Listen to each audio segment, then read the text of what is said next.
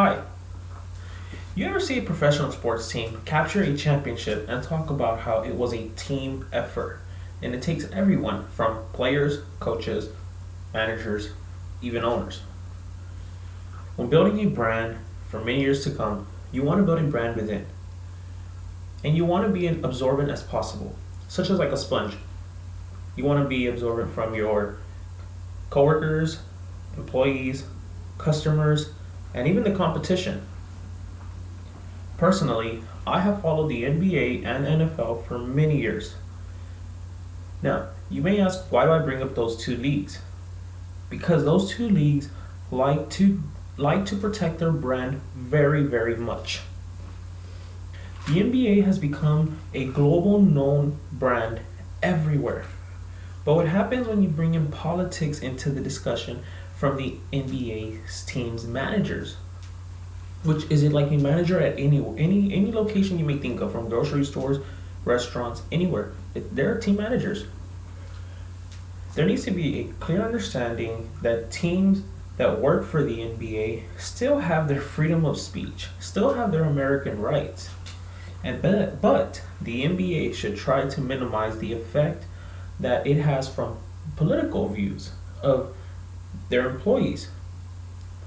But in a brand perspective, what happens when you go out there and you say things that might affect your biggest investors? In other words, the NBA had just become the number one topic in the media throughout the world. It all began with one of their general managers from the Houston Rockets. He sent out a tweet that upset the top leaders in the country of China. China wanted the NBA to fire Houston's general manager, Daryl Morey, who stated publicly, according to the Washington Post, "Fight for freedom, stand with Hong Kong."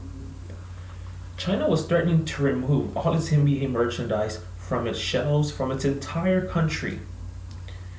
Also, according to the Washington Post, the NBA's commissioner Adam Silver stated Morey's tweet had damaged the league's branding efforts in China. Not only was Adam Silver facing its biggest controversy of his stance as commissioner for the NBA, but it was global and it was bigger than basketball. The NBA knows that Americans were proud of what Morey had tweeted for standing up for what he believed in, and it was his right. The NBA did exactly the right thing by holding a press conference and standing with Morey. Excuse me. The NBA also stated that China wanted Morey fired. According to USA Today, Adam Silver stated, "We said there's no chance of that happening. There's no chance we'll even discipline him." By doing that, the NBA had its events canceled by the Chinese government, such as Special Olympics and press conferences, and even holding their advertisements, they were all bringing them down. According to the USA Today, the NBA managed to subdue China's anger and let the games continue as scheduled, but they did cancel many events. On the other hand, the NBA was happy about having their games played as scheduled, but the damage was already done.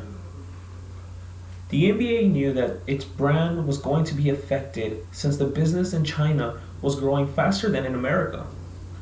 The NBA had all its game removed that were featuring the Houston Rockets. All Houston Rockets apparel were taken off the market, and according to Yahoo Finance, the NBA had received more than 10% of its revenue from China. The brand was affected. The damage was done in China, but the United States believed that Adam Silver did the right thing. Adam Silver knew that the sustained damage done to the brand of the NBA, but he also backed up Daryl Morey. He supported the tweet. Nonetheless, the damage was done to the brand of the NBA, but they knew that they had to stand for the greater good. The NBA has been known globally. But what happens when you bring in politics to the discussion from team managers? Like I stated earlier, there needs to be a clear understanding that teams that work for the NBA do not speak for the NBA, and those that do speak have their freedom of speech, their God-given rights. It's what they were given to them to do. And in America, we have those rights. In China, they do not. But the NBA should try to minimize the effect from a political view towards their brand. And they need to just maybe try not to get involved in politics. When expanding your brand for many years to come, remember, you want to be absorbent as possible. You want to be a sponge, and you want to be absorbing all types of feedback from employees, co-workers, the competition, and the customers. They're all valuable. The NBA did the right thing by addressing the issue quickly, and I believe they did the smart thing. They addressed it, they got over it, and that was it. They stated that Maurice comments do not represent the NBA, but they're not going to discipline him at all, which was the right thing to do. The growth of the brand of the NBA has been tremendously, and the goal is to expand it even further into China. But regardless of the business perspective, regardless of China's perspective, the NBA brand stood for what was right, for what was their God-given right.